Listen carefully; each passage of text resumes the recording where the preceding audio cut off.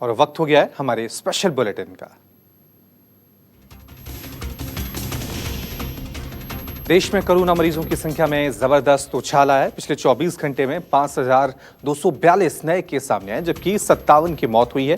देश में मरीजों की कुल संख्या 96,169 तक पहुंच गई है, जबकि 3,029 लोग जान गंवा चुके हैं। अब तक 36,823 मरीज ठीक हुए हैं।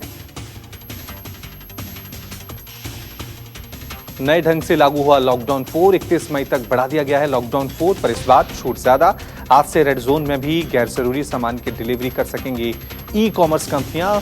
बस रेड जोन के हॉटस्पॉट क्षेत्रों में डिलीवरी पर रोक है। आज से सशर्त बाजार और दुकानें खुलने की इजाजत। सरकारी और प्राइवेट दफ्तर भी खुले, पर कम से कम कर्मचारियों के साथ दुकानें सिर्फ सुबह 7 से 6 बजे तक खुलेंगी। एक बार में 5 ग्राहकों को दुकानों में आने की इजाजत है।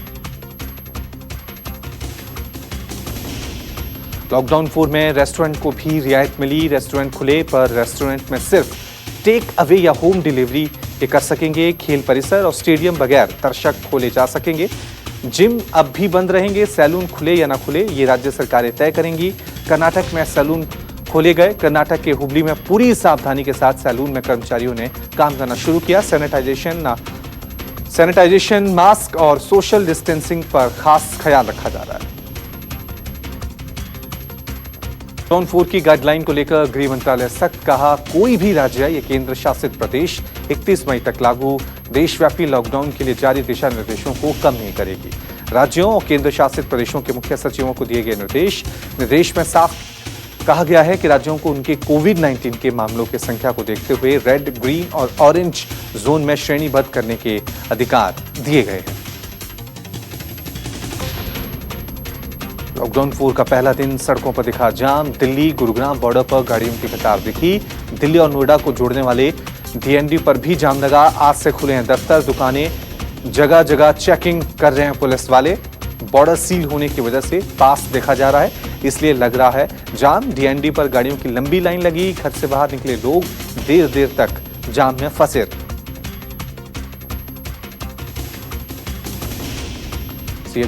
सीबीएसई ने जारी की कक्षा 10वीं 12वीं की डेटशीट। 1 से 15 जुलाई तक होगी सीबीएसई 10वीं और 12वीं की परीक्षा। नॉर्थ ईस्ट दिल्ली में 1 जुलाई से 15 जुलाई तक सीबीएसई 10वीं की परीक्षा होगी।